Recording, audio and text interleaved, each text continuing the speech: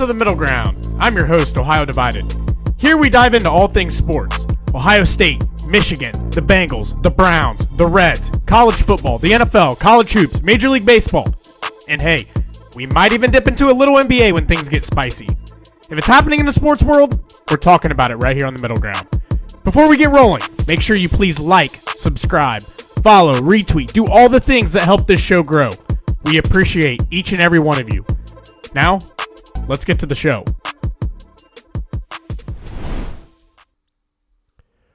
Welcome in, everybody. It is Sunday, I think, December 28th. I feel like shit, I look like shit, and I sound like shit.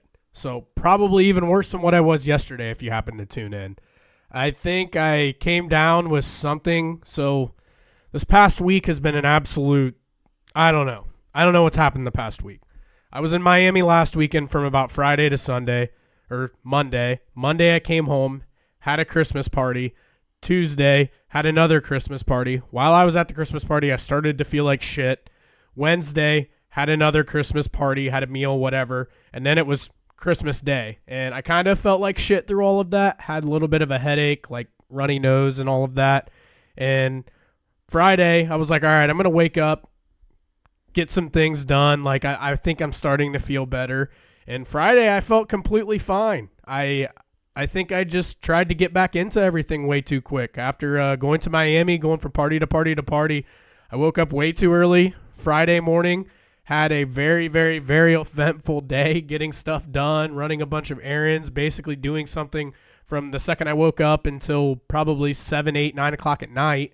And I don't know what happened. Saturday, throughout the night, I started to get body aches. I started to get chills. I started to really feel like shit. And I think last night was even worse. So, Metal, welcome in. I know that you were kind of on the cusp with me as well. There's nothing fun about being sick, I'll tell you that. No, it sucks.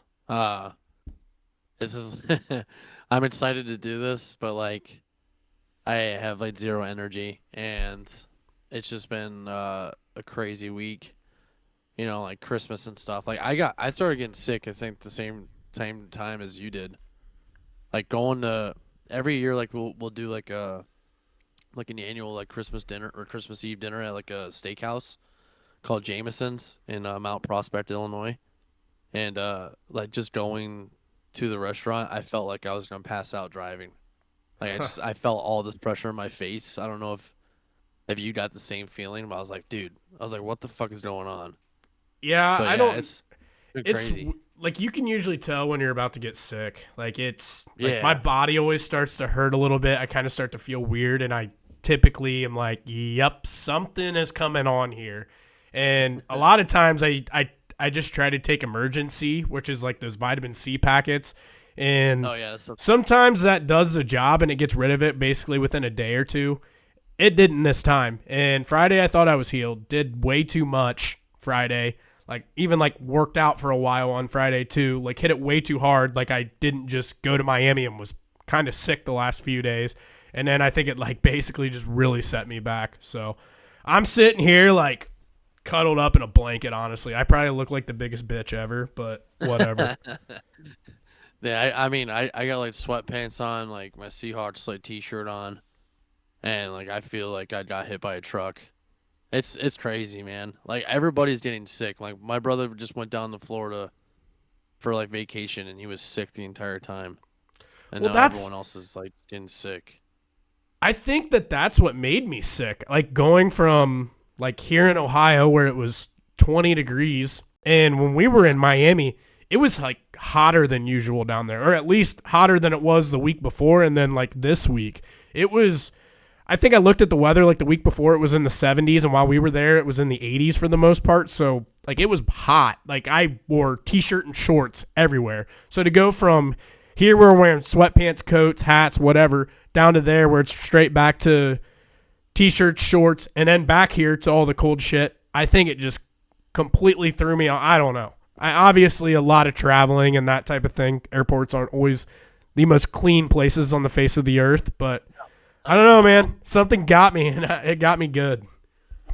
You got hit with that South Beach clap. I did. That's It cool is as fuck. weird That though. Jake Paul get knocked out in person.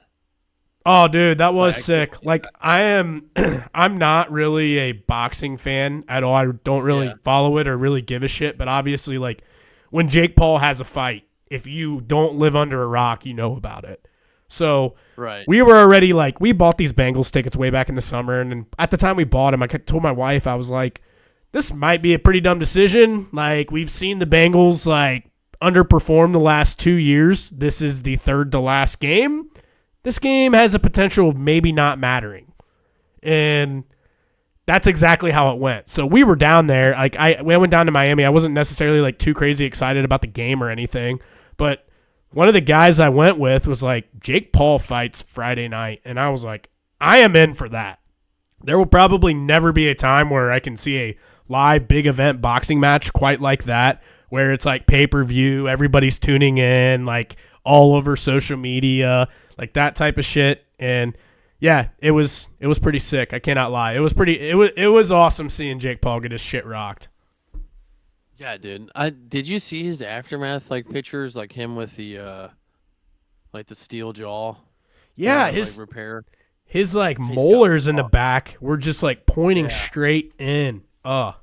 And then dude, this is he's a disgusting. complete tool, Jake Paul, like he is, but like Oh yeah, he's pretty good at like playing the game too, where he like I respect a guy that's a troll. Like obviously I'm a troll, you're a troll. Like we like right. trolling, but then I like people that control like themselves, not just sit here and like hammer down like I'm the best, I'm the greatest, yada yada yada. Like to see him like make jokes about his jaw being completely demolished, getting his ass kicked. I thought it was pretty funny. Dude, he brought back boxing, like him and his brother. Yeah, I Like, mean, they've kind of put it on the map a little bit again. I think he's a legit boxer. Like I think he gave that guy he fought probably a little bit better match than most people were expecting. But right?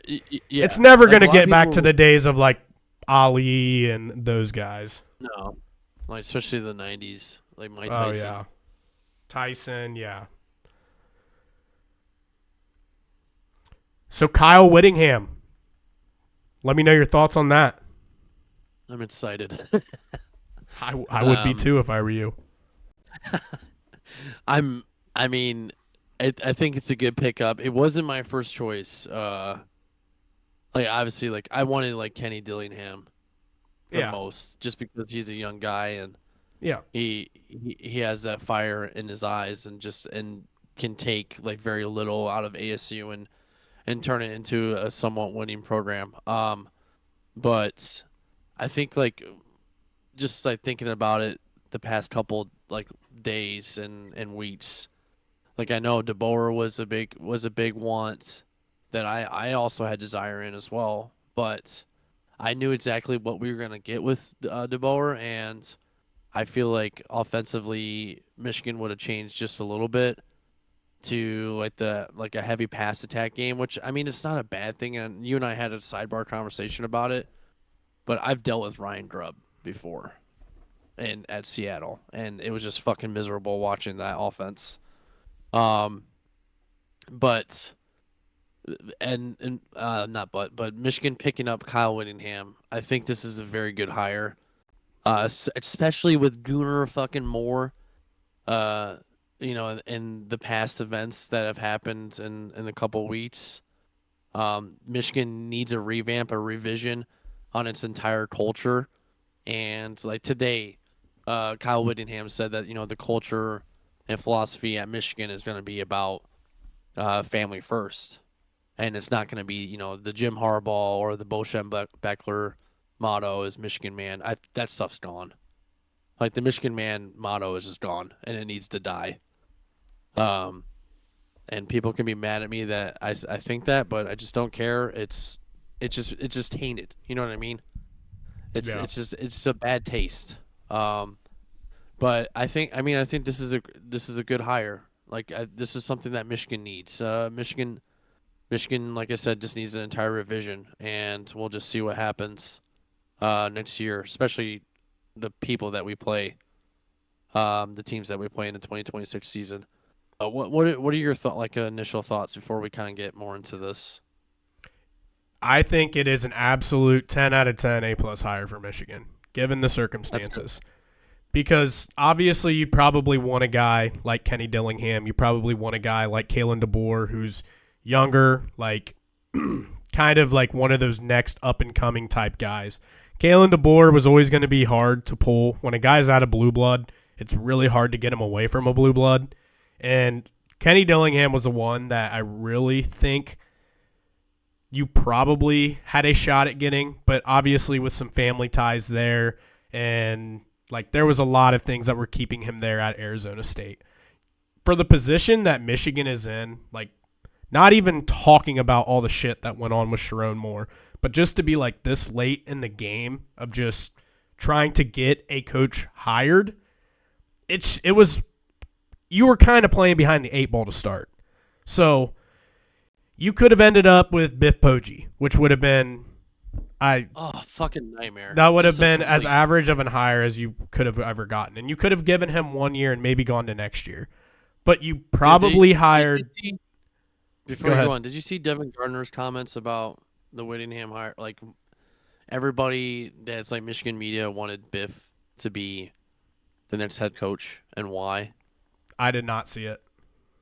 So like there was a lot of like rumors floating around and like quotes like from players that like Biff was the player's coach, and I'm just like, okay, so what if he's the player's coach? Yeah, Like I don't think Biff knows what a Tampa 2 defense is. I Or, think he would have, or if you couldn't get Dillingham, I think he probably would have been okay for a year. Like I think it would have been fine. The next year probably would have been kind of annoying. Like you might have had some excitement, went 8-4, 9-3, but like you're probably not making a playoff with Biff Poggi as your head coach, and it's basically just a 1 year stopgap to get you to the next coaching cycle. yeah, Let's go out next year when there's a lot more guys available. We're late to the party here with all of this, and let's get our guy next year. But with the whole situation of Kyle Whittingham retiring from Utah, you had a guy that what Michigan needs as much as anything. And the reason why I call it a 10 out of 10 A+ hire is because I think it checks off every single thing that Michigan needs right now.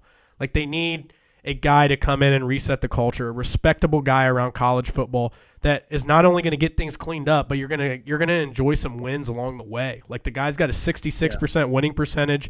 He's been at a place, he's proven he can win year after year after year after year. I think that Utah and Michigan are somewhat similar in a way, but Michigan is obviously a step above that. I think that he brings a brand of football that is easily translatable into what Michigan does, how Michigan has been successful. So he's always prided himself on toughness, good defense, like being able to run the ball, and like his teams have been able to sling it around a little bit too throughout the years. But first and foremost, like before you get to any of the X's and O's, he takes care of that much needed culture problem. And like I said, I think it is an A+ hire for Michigan. yeah, he just seems like the guy that's just not gonna put up with shit. Like Sharon Moore kind of most of the time just had a really blank face, and then hearing him crying after the Penn State win like made so much more sense now after all the things that have happened in the past couple of weeks. But like with Kyle Whittingham, like I feel like you're not going to have any of this nonsense bullshit that's going to happen in the locker room, or like it's just going to be like sealed tight. Yeah. Or like there's going to be very little gaps. Like we saw that just throughout the season, like especially in the Oklahoma game where Haynes and Underwood were having having just basically just verbal discussions and altercations on the sideline. Like you can just tell the whole team is lost, and the head coach doesn't have a grasp of its players. And I don't think we're going to see that because like this guy's been coaching as a head coach at Utah in one particular place for 22 years. And he's won. Like the guy has 100, like you said, 66% winning percentage, which is literally the same as Michigan since Kyle Whittingham has been the head coach of Utah. It's 177 and 88. And I think Michigan is like 178 and something else and losses, but it's the same. Yeah. 3-time conference championships with the Pac-12. I mean, I agree with you on pretty much everything. Like it's literally almost the same offense. Except I think if they bring in Jason Beck, like you're actually gonna see like the true spread, not Chip Lindsey's spread. Like you're gonna see like heavy RPOs and heavy physical running, and 12, 13 personnel or like 6 linemen out there on line of scrimmage. Like I was watching today the Utah versus BYU game, and if you want to see like what like Michigan's offense and possibly their defense is going to look like, just check that game out. Yeah. Because I mean, there is like talks right now that like Michigan is a lock for Jay Hill from BYU, and that defense looks fast, like going on like exotic coverages and also like just blitzing heavy. Which is something that like I thought Jay Hill was officially already hired. I thought Beck was the one that they were kind of still waiting on. I don't see. That's the thing. Like I saw like. I mean, they're both probably going to be there, right? Like yeah, that's I think kind of like what everybody's assuming right now. So the latest is that. I mean, Michigan, it would make sense. He's Whittingham guys. He comes from that tree. Yeah, so like 247 says that Kyle Whittingham slated to hire BYU's Jay Hill. And then like I was looking up Beck as well. Like he's another coach that they're gonna try and get because Beck was his offensive coordinator at Utah. So and then like what does that bring? I was looking at Utah's like Utah. Did you know that Utah has 2 first-rounders, offensive linemen? And I think one's in the top 10. I think it's Spencer Fano, inside. I think is a tackle, and then Caleb Lemieux. Both of them are projected first-round picks, and they're coming out from the Utah offensive line coach Jim Harding. So that means Grant Newsome is probably going to be out. The current Michigan offensive lineman coach. And then that means we're going to get a new strength and conditioning coach, and hopefully we get a new wide receiver coach with Bellamy out and then Simon coming in from Utah. So, I mean, what Whittingham said today is that you're going to see about 7 to 9 new coaches on the staff and retaining possibly Tony Alford, which I think is a must. Yeah, I would agree. I hear a lot of like back. I don't know if like Ohio State fans are just saying this because he's on Michigan. Well, like, what are your thoughts on Alford? I mean, I don't think that there was ever anything like wrong with him from a coaching standpoint. I just think that him and Ryan Day never really saw eye to eye very often, or maybe not even very often. It could have been one-off situations that ended up being worse than what it actually was. I don't really know. I know that there were certain times where like Alford would have a guy on the field or something, and then like Day would get pissed at him for having that guy out whenever he wanted like somebody else out. Like it was kind of during that time period when Day was also calling plays, and I feel like last year it might not have been as bad because Day wasn't calling the every single play. So yeah. I don't know. I think it's probably. And then I think there was some baggage going into it where Day didn't want to give Alford a raise, and that's basically why he left for Michigan. And he got more money from Michigan. And I don't think it was like I need to get the hell out of here and I need to get the hell away from Ryan Day, but it's like I'm asking for a raise. He's not giving it to me. We kind of butt heads at times. Michigan's offering me more money. Like, who's not going to take more money? Right. I mean, you would be a dumbass. Yeah. But I mean, just look at the running backs he had at Ohio State and then now into Michigan. Like, developing a running back is probably the easiest thing to do. Like, you just basically need to recruit freak of natures, make sure that they understand which hole to hit when they get the handoff, and then, like, the hardest part is probably, like, developing them out of the backfield and in pass protection. But other than that, like, it's just, like, recruit really good athletes. Like, it's pretty easy to get a kid to know which hole to hit.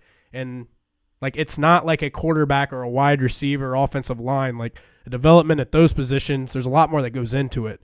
It's easier at a running back, and he's had great running backs for years at Ohio State, now into Michigan, like I just said. So I think from a coaching Who standpoint, I think he's good. who did he develop Travion and train him? Trainum hasn't Did really he recruit done them? much. Trainum went to like Toledo or something, but yeah, he was there for like Travion, J.K. Dobbins, Yeah, um, Dobbins too. um, like Mike Weber was decent back then. I mean, you had like Travion and Dobbins that were like 3 to 4 year starters, and he was there through the entire time. And then you had kind of random guys in between there, like Trey Sermon was really good. He came in, he was a transfer, but again, like running back is probably the easiest position to coach. Rick Smith too. Oh, I I didn't know will that. say, initially, whenever I saw the whole Kyle Whittingham stuff come out, I was like, he's never going to win a national championship at Michigan. Like, he didn't strike me as a guy that I could see running the table, like, being that high on the national scale to ever get Michigan to win a national championship. But honestly, Right. like, today, as I sat down and started to, like, go through, like, these two coordinators that he's bringing in, like, I don't think there's any reason he can't win one now. Like, as a head coach, you need to set the culture, hire the right people within your organization, and oversee everything from there. And that's exactly what he needs to come in and do. He doesn't have to be the X's and O's and the brains and everything. He can kind of be the voice of the team, the leader of the team. He doesn't, like, if you look in, I mean, just look into these guys. Like Jason Beck as a offensive coordinator the last 2 years. 2 years ago, he was at New Mexico. They were third in the country in yards per game, and they were 17th in scoring. Utah this past year, they were fifth in yards, fifth in scoring. So he has shown the last 2 years he has a top 5 offense in college football. And then you go over to Jay Hill, 2024, whenever he was at, I think he was still at BYU at that point, 12th in yards allowed, 18th in scoring. Let me make sure I'm reading this right. So yeah, 12th in yards allowed, 18th in scoring, and then this past year, 44th in yards allowed, 24th in scoring, which maybe he had a lot of guys depart last year. I don't know. Whatever. I still think it's a quality hire. Obviously, Whittingham, bringing him in, shows that he respects him. He trusts him to run into the defense. So, like, back to my point, like, I think if you just are a culture guy, which is what Michigan needs right now, you make the right hires, and then with the resources that Michigan has, with the money, with the backing that you have in the alumni base, everything that goes into having the Michigan job, like, I don't think that there's any reason why Kyle Whittingham can't maybe one day win a national championship. And even if you get to the point in 5 years, like, you only signed a 5-year deal with him. Maybe in 5 years, Kalen DeBoer isn't feeling himself too much anymore down in Alabama. He's missed the playoffs a few times, and it's starting to really get to him. Maybe in 5 years, Kenny Dillingham, that money starts to dry up out there in Arizona State. Like, maybe that's the time that he can finally get, like, okay, I stayed here for a long time with my family. I'm going to go take the big boy job at Michigan now. Like, you needed a guy that can come in, reset the culture, and he's going to win you some games along the way, and then you go big fish hunting in like 3 to 5 years whenever Whittingham decides to officially hang it up. You know what's funny on Wikipedia? Because I was like just curious about like his past like coaching. They already have they already have it updated to for Jay Hill that he's the defensive coordinator for Michigan. I was going to say, Like colored so and everything. like like those graphics that I have here on screen, shout out AI. AI is a fucking amazing tool. But I basically just Googled both of these guys, and then the AI tool just spit out all this stuff. And not so much the rankings in that. I looked that up myself, but the key highlights in that. And I think that it also did call him like the current Michigan coach right off the bat, or current Michigan DC right off the bat. Yeah, that's interesting. That's the thing. I don't know if it's official yet. But I mean, I regardless think of you're. that. I know you guys probably have some bad taste with all the coaching search and everything that's going on, Oh God. but like So these are like not Dillingham, Whittingham's guys. Like, yeah. I think you can feel a little bit more confident and comfortable this time around. I think like I feel like with the talent that is going to be coming in for next year, like especially Carter Meadows, and other like 4-star cornerbacks that we had, and then just hopefully like retaining like the linebacker room. Like we're gonna have a pretty good defense next year. Um, and then just having the talent as itself with Jay Hill at calling the just making the play calling. Like Utah, for what it is, they don't really get a lot of like 4-star or 5-star players out there. Um, Yeah, no. it's like Nobody's going minimalist. to Like Utah. yeah, no one wants to go to fucking Utah or like BYU. And there's no money that's really tied to it either. Yeah. So like I mean, this is like literally the perfect combination. And like what makes me so excited is like Whittingham is bringing his people and he's like connecting to people that know how to win with very minimum resources, and now they're going to have unlimited resources. Yeah, And I he mean talked about like, he's basically bringing Utah to Michigan. Utah, his program at Utah to Michigan, but now gets Michigan's resources. like I'm looking at Jay Hill, like this guy was born in Utah and never left. This guy maybe where's Weber State at? I don't know. I was seeing that too. Like where is Weber State? He was the head Utah. coach there, right? It's all Utah. Yeah. It's all Utah. Like these guys have never left Utah. Like the He be, Mormons have never left. I mean, he was the head coach there for like 8 seasons, and he's their all-time winningest coach with 4 Big Sky titles and multiple FCS playoff appearances. So he was a head coach, came to the Power Four to be a DC, and like he won for 8 years at an FCS school. Yeah. I honestly, I like this is like the perfect combination for Michigan. Yeah, Like I really especially think it is. with like Beck and this offensive schemes that are happening, like putting Bryce into a situation where like it can be like like Davion Campier, is it, if I'm saying that right? Like Utah's current quarterback.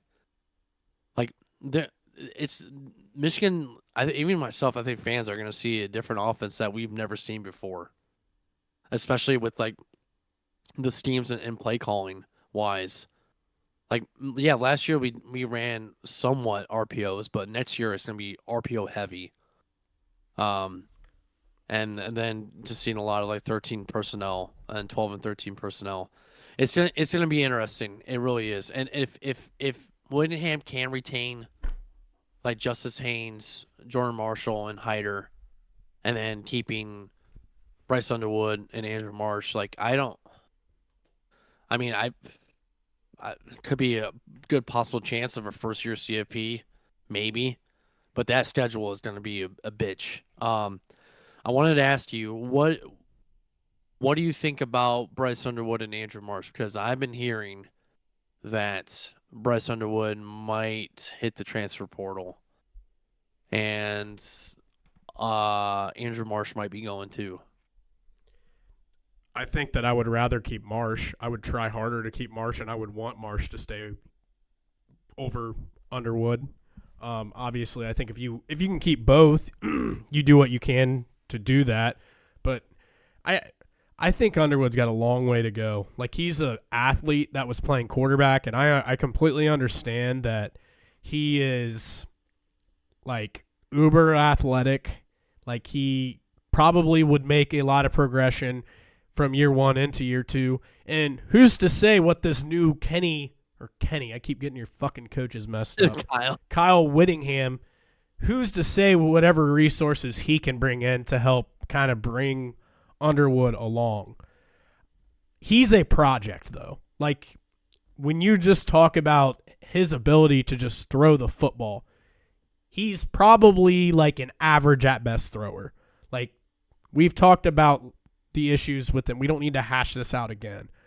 But I think that you can pretty easily, with the Michigan brand, Kyle Whittingham, you're going to come here and win. I think you'd be able to go into the portal and get a guy like a Sam Levitt, like a guy who you've seen make throws and be very good at the highest levels of college football. And I think that it's probably going to put Michigan in a better spot moving forward. Now, Andrew Marsh is like a playmaker. I think he's a guy that hurts if he walks out. Like that's a guy that you want to keep around. I've been doing a lot of things on like Malachi Tony down at Miami this past weekend, just because he's Miami's best player. And he's not Malachi Tony's level, but he's a true freshman like Malachi Tony, and he's a playmaker. He's going to be a dog, probably going to get drafted and be an NFL player one day. And so, yeah, I don't know. It'll be interesting to see. I think that I'm not shocked at all. I don't think anybody's shocked at all to hear the shit about Bryce Underwood. I mean, he was committed to LSU for the longest time, came to Michigan at the very last second, basically because he was throwing a bag.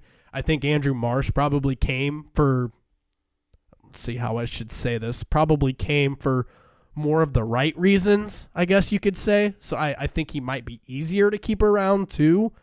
But yeah, I don't know. Where do you stand with all that? I mean, I feel like if Bryce goes, then Marsh goes. And if Marsh goes, Bryce goes. Like, I feel like they're a package deal. And from what I'm hearing is that schools like Oregon, Texas, Washington, LSU, Texas A&M have all talked to Andrew Marsh, and like they want both Bryce and Marsh in a package deal. Like I can see like so these Oregon. schools are trying to get both of them. Yeah, so like I can see Oregon wanting, like Dan Lanning would definitely want Bryce and Marsh because like their backup quarterback is just hit the portal. And Dan Lanning doesn't care about your feelings, and he has a fucking massive pocket. Yeah, dude, they got unlimited money. They basically just they have a money glitch. It's LSU is the same way. Lane Kiffin doesn't give a fuck about your feelings, and he's got a lot of money. Yeah, Lane Kiffin last night at their fucking bowl game literally like had an interview on ESPN and just left. Like he does not care about anything. No, he's gonna tamper like a motherfucker, and I wouldn't be surprised at all if he's just trying to, like, probably gonna get into a war with Oregon or Texas or these big money schools out there to try to get Underwood and Marsh. Yeah, it's like Whittingham had a 45-minute meeting today with Underwood, and then what I was hearing before the press conference today is that Bryce's dad wants him to stay at Michigan just because it's like obviously it's a once in a lifetime opportunity. But there was also talks that like he's waiting for to have this conversation with his family. So I'm like, well, if you kind of like you're on the fence about it and stuff, like I have a feeling you're just gonna go anyways. I mean, he hasn't said that he's gonna stay, but like if you're Kyle Whittingham, I feel like you when you had that conversation, like you basically just have to like sell yourself to Bryce, and to all the other like stars on this team. But if Bryce does go, I'm not like. It's not the end of the world. It sucks. Yeah, it's not the end of the world. It sucks, yeah, because he's really talented. You don't know what he can become. He's a number one recruit, but it's not the end of the world. Yeah, it's not. And like Kyle Whittingham said it today, like Bryce's like talent is like his talent gap is like it's like, you know, it's the ceiling. You know, what can he do? And he's got a great arm, but like, you know, there's just small things like we've beat a dead horse on that he needs to work on. But I don't know. I mean, I feel like it would suck more. At the same point, it's kind of like this is a relationship, right? Like you chose us, we chose you. Like if I'm in a relationship with a chick, why are you messing around checking out these other guys? Like that type of shit. Yeah, like if that's what you're doing, like just go. Like I'm not going to sit here. Yeah. Like if you're testing the waters and you're kind of seeing if the grass is greener and if there's another opportunity out there, just go. Like I'll go find somebody who wants to be here and wants to buy into this. I think that that's a big part of this as well. Yeah. Like it would make me upset to see, because I know we play Oregon next year. Like we see Bryce on the other side of the field and he just tears Michigan up. Like, well, I think it would just suck too, like as a Michigan fan. Like you guys were excited as shit. You get the number one overall recruit quarterback in your own backyard. Like as a fan, like that would just kind of suck. Like I was expecting this guy to be our quarterback for at least the next 3 years. He's an absolute dog, absolute stud, freak of nature athlete, and now he's leaving. Like that side of it would kind of suck a little bit. But I think long term, in terms of production on the field, I wouldn't be surprised at all if you guys are completely okay with him leaving a year from today. Yeah, I mean that could be the possibility too. I mean, we'll just see what happens. Obviously, when this portal opens up on the second, I kind of foresee like more players like either like decommitting because like we had like the Bradley Marchese, the 4-star wide receiver that flipped from Georgia to Michigan, and then he goes to he does basically a release from contract, and then he goes to fucking Auburn. So I'm like, you weren't really like committed to Maybe you Michigan didn't want anyway. that kid anyways. Yeah, it's Yeah, like you know that's the what? other part. I feel like getting this done before January 2nd, like obviously you had to have somebody in place, even if it was Biff. You had to have somebody Right. in place by January 2nd. But I think, lost my train of thought. With God like damn it. what the retention of players. Yeah, I don't know. It'll probably come back to me. I was on to something. I I don't know, man. There's a lot going on upstairs right now. I'm just like a lot of brain The file fog. cabinet. Get the thought. Dude, No, there's just so much brain fog up there right now. It's ridiculous. I know it's crazy, but I mean, I'm not like if Bryce leaves, like I'm not gonna. It's not gonna be the end of the world, but I'm just gonna know like he didn't really care about being at Michigan. He just wanted the bag. Like I'll Yeah. say that. Like if he does leave, like that makes the statement true of him uh decommitting from LSU, then committing to Michigan. Like just to do that because like Schromm, like you're really gonna. That's the thing. Like you really think that you're gonna be committed to Schromm more, and like that offense, like we weren't doing anything. Unless you were a offensive lineman or a running back, there was really no reason to like keep you at Michigan, at least from an X's and O's Yeah. standpoint on the offensive side. But now like you're gonna be put in a position where like you can run more RPOs, and you can make that decision as being at the helm of the offense. And I like just I was think watching. there'll be more creativity. Like it'll Oh it'll yeah. be a lot more like taking shots down the field, like more just creativity, better scheme, better play designs, more play action. Like it'll just be a more complementary offense. Where at times I feel like Michigan would just be like, all right, we're going to the power I, get the fullback in there, we're turning around and handing it off. And then it's like, all right, it's 3rd and 7. Let's get the spread offense out. Pull all the tight ends out. We'll throw maybe one tight end out there, run 4 receivers out there. And it's like you were kind of going a little bit between the two, and it's kind of hard to be effective that way, I think. So I think I don't know anything about this OC. I see the numbers, obviously. I don't know. I need to sit down and watch some of his offenses to see how they are. But I would imagine for them to be that good, it's a good complementary offense where they can run the ball, they can throw the ball, and everything that they do through the play action game looks like the run, and everything complements each other. So I do remember my point now that I was trying to make. So like, yeah, you had to get a coach before January 2nd. You got Whittingham. But like I feel like they've done a pretty good job keeping like all the recruits there, right? Like I've seen maybe a couple guys hit the portal, but I think that every team is going to have that no matter what the circumstances are. If you have a head coach, if you don't have a head coach, like it's kind of just the nature of college football. But I think Michigan's done a pretty good job, right? Unless I missed something. I know. I agree with you. Like I don't think we like done a poor job of. It hasn't been like a mass Maybe. exodus like it Yeah, potentially like could Penn have State been. was. Yeah, like Penn State was a rock massive bottom. exodus. Yeah, they went to like what 129th overall in the They had 2026 like rookie they class. had like 2 recruits. Like it was completely torn down to the studs. It was bad. Yeah, that's. I don't think Michigan's gonna be like that. I mean, will we see some players transfer on January 2nd? Like, there's no doubt about that. Like I just think that's inevitable. Like you're gonna Every have team that. will in today's college football though. Yeah. But I mean, that's just the name of the game, right? It's just like who's got the bigger pocket and It's just how it is now.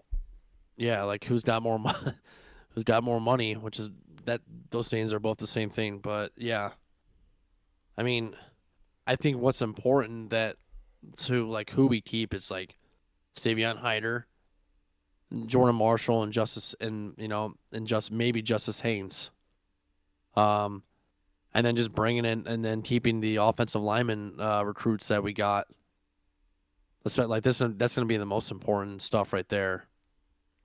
Yeah, it's going to be interesting next year.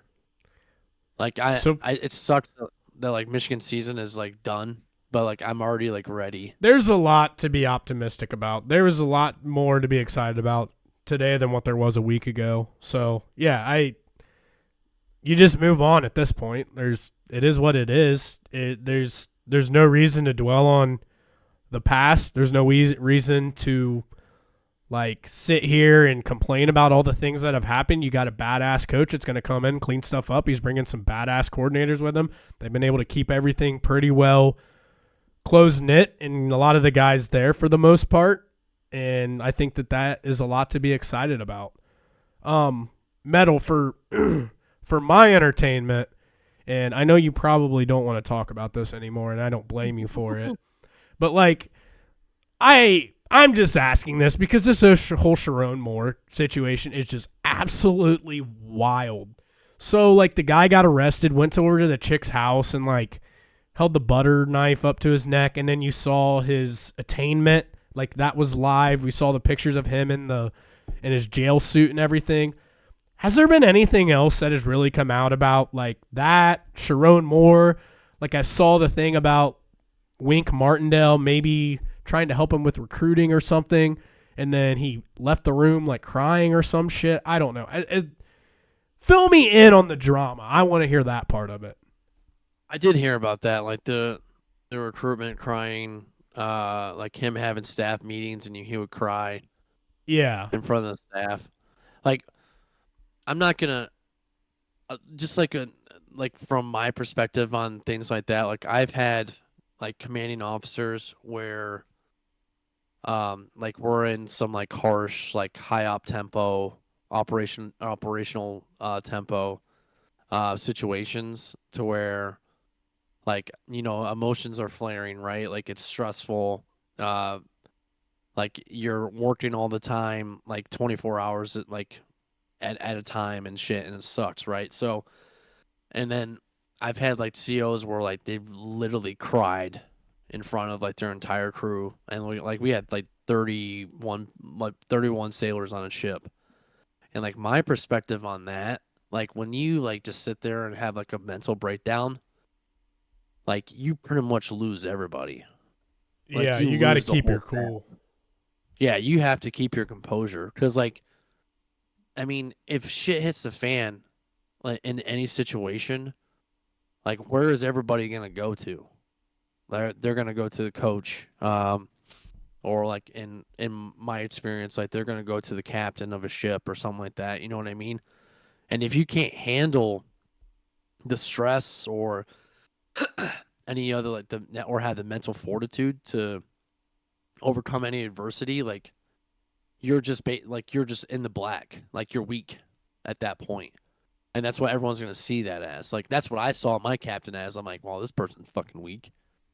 Like, Right. why am I gonna listen to them? You know what I mean? Like you're losing everybody. So I think like Sherrone Moore doing that, like I feel like he lost his staff, and that stuff like trickles down. You know what I Oh mean? Like it yeah. trickles down to the players, and Your like staff, can you probably would rather lose your locker room before your staff. And I mean both is basically a death sentence. But yeah. at least if you still have the staff bought in, there's still a chance that you can get shit turned around. But once you have cracks in the foundation at the staff level, it's automatically just going to go to the players. And I think Oh that yeah, was a little bit of what guarantee that. happened at Michigan. And like Sherrone Moore was just in over his head. Oh yeah. There's no way. That's why like it makes me so mad like being in this situation for like 4 weeks. Like, is it Dillingham? Is it DeBoer? Is it Jed Fish? Is it Whittingham? How long has it Fuck, been? too many Or hams. when was he fired? Was that the first week of 3 weeks ago. I think 3 weeks ago. Damn, it's been The that long. 12th. I think he got fired the 12th. Okay, yeah, that makes sense. Yeah, it was whenever I was Or traveling for work, and it was that week. Yep. yeah, It's been a and you wild know, last few weeks. It's been a oh, wild, it has. like, since the Ohio State Michigan game.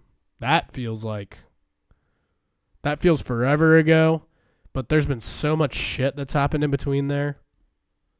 Dude, it's funny. It's like, in years past where like Ohio State would beat Michigan, like that stuff would dwell on you.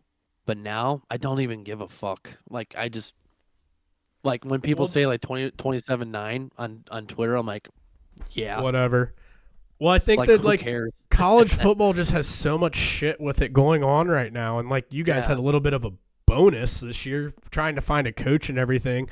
But, like, you you have, like, the recruiting, like, signing day kind of falls within there. And then you have, like, the portal, and there's always coaching changes, whether that's just a new coordinator, new this, new that on the staff.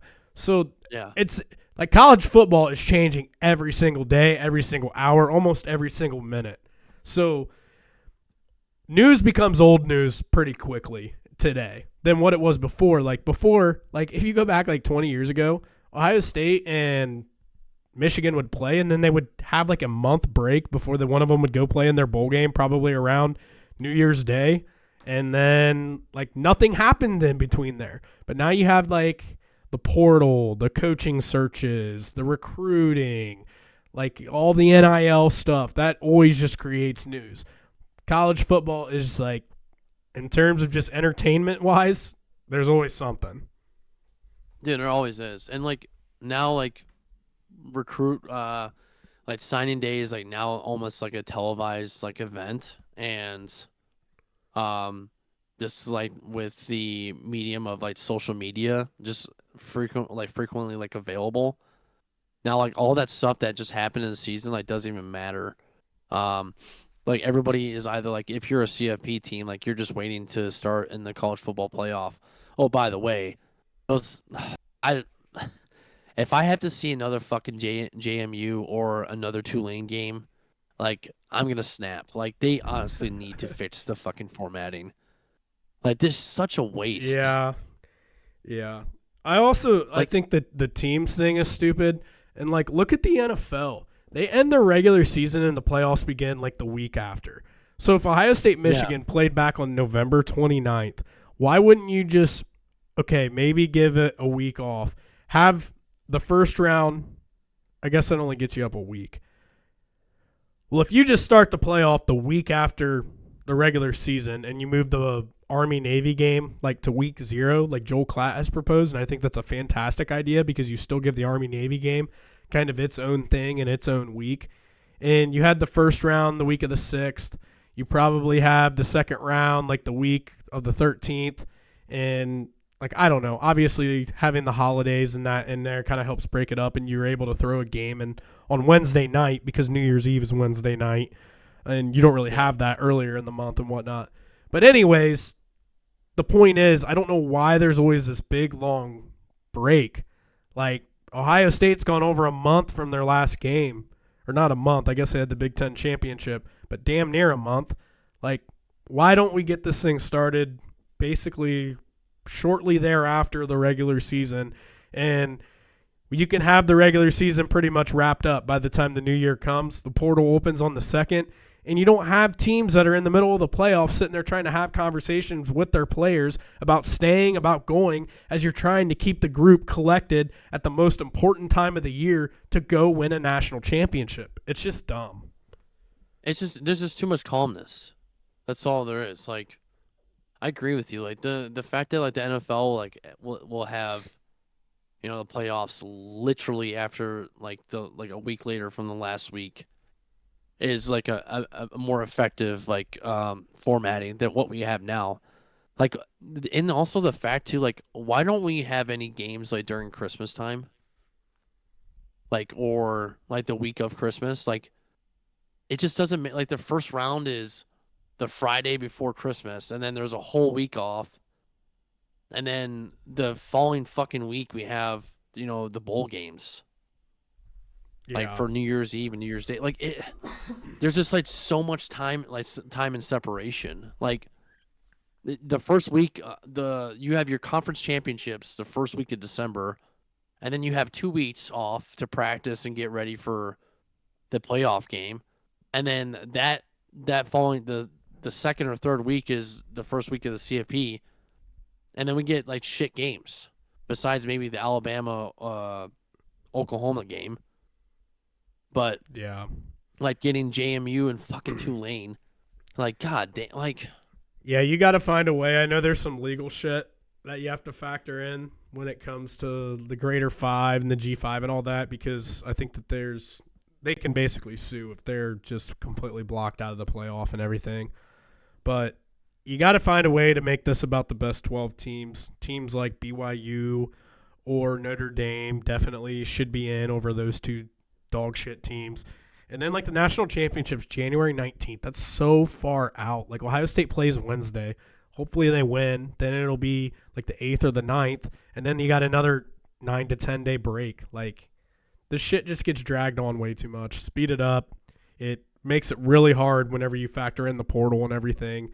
And you just you force coaches to have tough conversations at tough times of the year, especially the ones that are still playing. I think the 2027 format is going to be longer. Like the national That's championship? Yeah, like it's Really? going to go out to end of January. So it'll probably be the Monday after, like the 26th or 27th, whatever it would be, the 25th maybe, 25th, 26th, 27th. The structural moves from December 1st to January. Oh, hold on a second. Maybe I was reading this wrong. Hold on. I think I. Nope. All right, never mind. I'm just dumb. I was going to say, I'd be surprised if they moved it out again. That's insane if they did that. Like, this is like, why don't they just like literally just start it a week after the conference championships and there you go, boom. Or just Like, get rid of the conference championships because they're fucking pointless anyways. Like, what if we see what we saw last year, where besides Texas, we see like all of the conference championship winners lose. Yeah, I mean, yeah, you definitely could. Like, what if we like see Alabama just beat Indiana and then Miami beat Ohio State and then Well, like even what is the point of the conference championships? Like BYU probably didn't have to play, and they might have gotten in the playoff. Like I don't know. I don't. And then like Alabama didn't get penalized. Whatever. We've already hashed that out. But I don't know. I don't think that there's much reward for the conference championships. I think the coaches just view it as it's just another game that we have to deal with, and it's another reason to potentially, or another way to get some of my players injured. So yeah, I have a feeling they probably aren't too crazy big fans of it either, because like the Ohio State Big Ten national championship, as much as I would have really loved to won, and it would have been awesome to beat Indiana, like it wasn't that fucking big of a deal at the end of the day. They were still number 1 and number 2. They just swapped. Yeah, like like you still have. I don't know. There needs to be a massive revision on this stuff. And I feel like there wasn't really much like testing going on. No, in I think they're kind of trying to figure out a lot of this shit on the fly. But college football is as entertaining and as fun as what it's ever been. So it's going to get better. A lot of this stuff that doesn't make sense today, I would hope in 5 to 10 years it get figured out. But there's a lot of reason to be very optimistic about college football, and it excites the hell out of me. I love watching it. I love talking about it. I love creating content about it. Uh-oh. Can you hear me? Yeah, I can hear you. That was weird. I don't know what happened. No, I thought it was me. I was like, what? Like you went robotic there for a second. No, I agree with you. It definitely, like, the more football that we get, the better. So you got anything else that you want to hit on before we get on out of here? My My fucking brain's starting to get fried. No, I really don't have anything.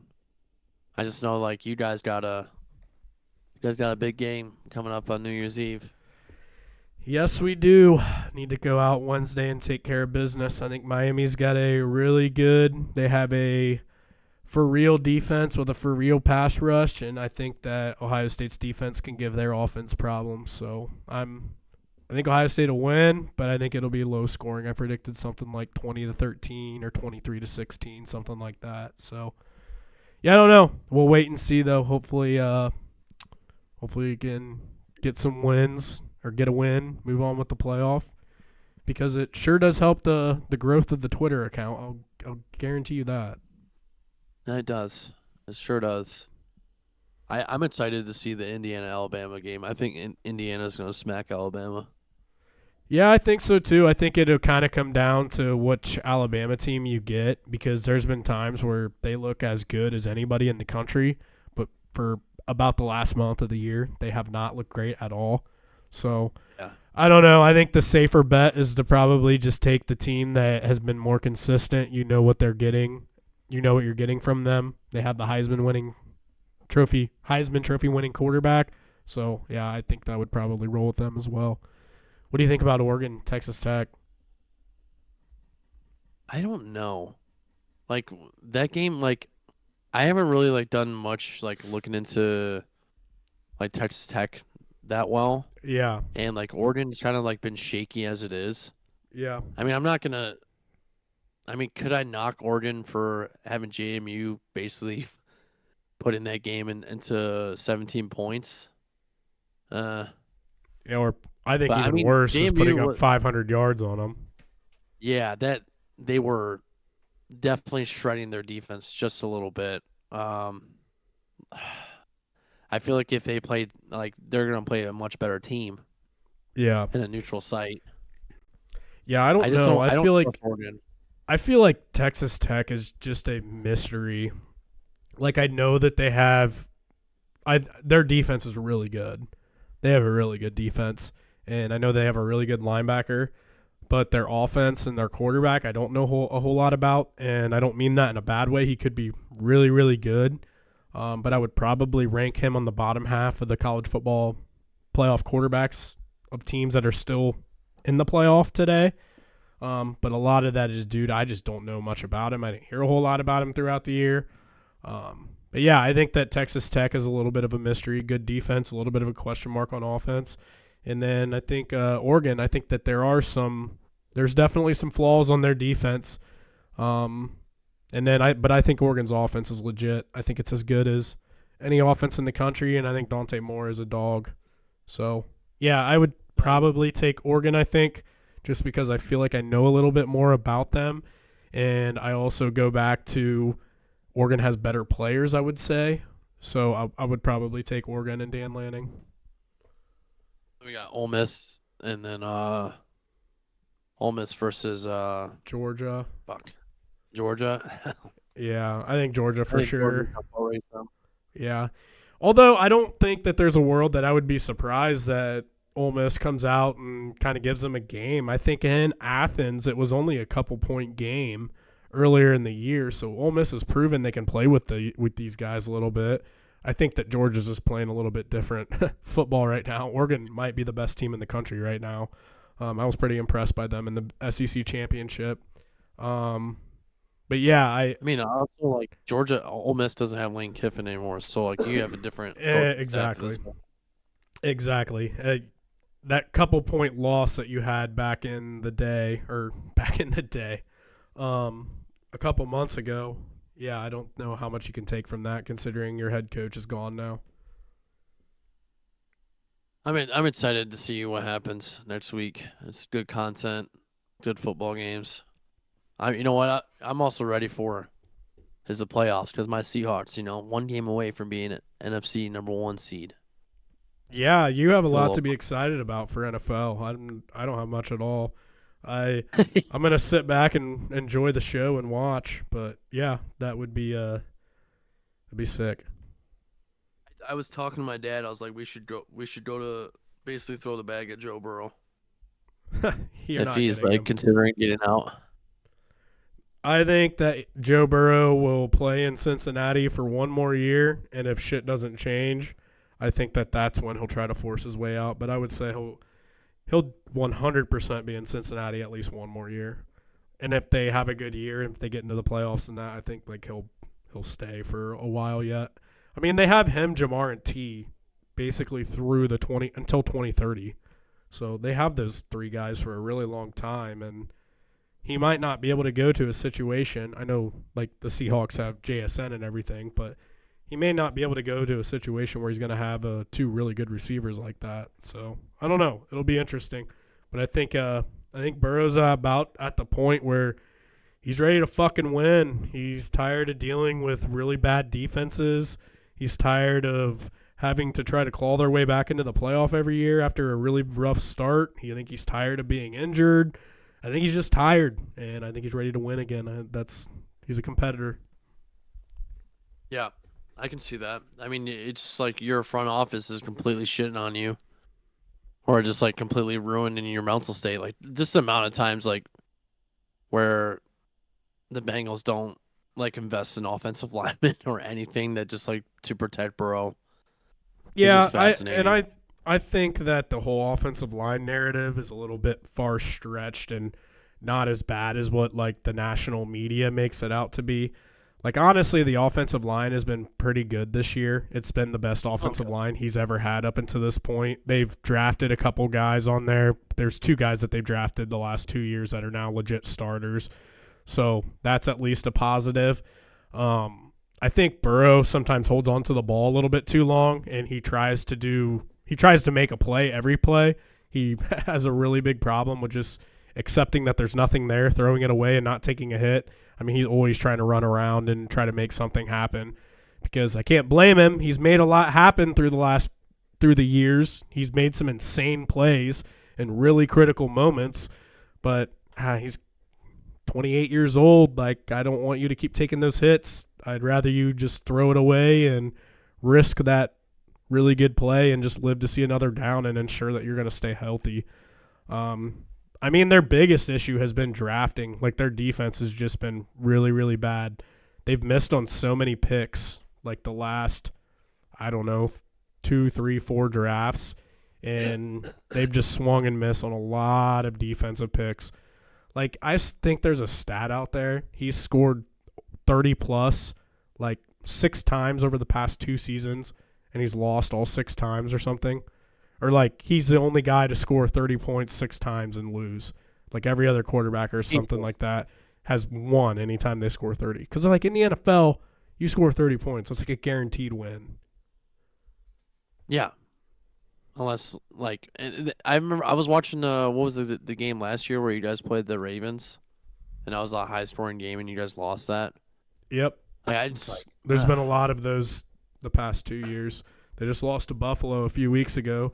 Burrow played out of his mind. I watched that too. Oh my god. Lost 39-34 before Burrow Did he throw 2 picks? He threw one was pretty bad. The other one was tipped. He threw 4 touchdowns before it. Like he was playing really fucking well. It was just 2 interceptions right at the end that people were like freaking out over. One, yeah, he definitely screwed up on. The other one was just like bad luck, just tipped at the line of scrimmage. Like I don't know, not much you can do about it. I don't see Sam like if Sam Darnold like keeps playing the way that he's playing now, like I foresee us being one and done. Like that's early, always that's been my thing with Seattle this entire year. I think Mike McDonald is a really fucking good coach, and I think they have a really fucking good defense.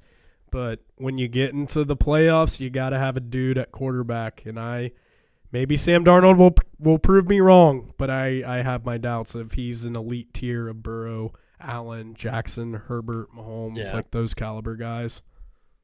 Dude, those are the guys you always see get deep into the playoffs. It comes down, your quarterback matters so much once you get into the playoffs.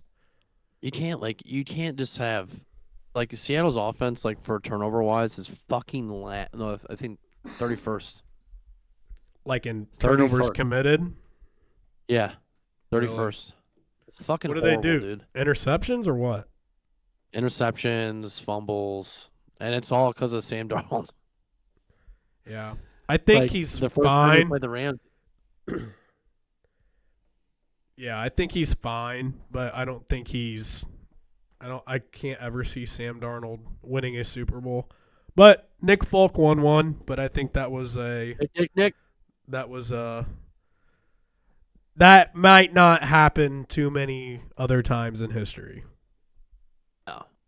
Every other NFL winning quarterback is like a legit dude, like a top 5 quarterback in the league. What's the last time a backup quarterback won a Super Bowl? If it's happened before, I bet it's happened no more than one other time, maybe twice. He's got Nick Foles, and I Yeah. I feel like you have to go way back. Yeah, it would have to be something way back in the day, like in the 70s or something. Oh, And that's Nick Folk's situation was a little bit different too. Like he played some games. Like he played a lot of games that year, probably I don't know, like 6, 7, He 8 did, yeah. games. It wasn't just oh shit, our starter got hurt in the Super Bowl and our backup came in and just played really well. Like maybe just a flash in the frying pan. Like he actually had to go out and win games. Yeah, I remember like he was basically going out there for most of the year. Tom Brady. Yeah, wasn't he the one? Forgot Didn't about he step Yeah. in? That was a situation. But like Tom Brady, Nick Foles, and then Tom Brady. I thought of Tom Brady, but I was kind of thinking of guys that like started throughout the regular season and went into the playoffs and rolled through the playoffs. Like I'm pretty sure Brady just came in the Super Bowl, right? He came in. Did he? I don't remember if he came. Like I don't know if he played that season. I think in He the might have. playoffs, I was too Bledsoe got young hurt. at that point to really know. I think Drew Bledsoe got hurt in the playoffs. I don't know. I don't remember. I think fucking. Yeah, Was that it could have 2000? been if there's any if there's any other quarterback on the face of this earth that would do something like that, it would be Brady. He was pretty damn good. Freaking Brady. Actually, I have the log right here. It says 2002.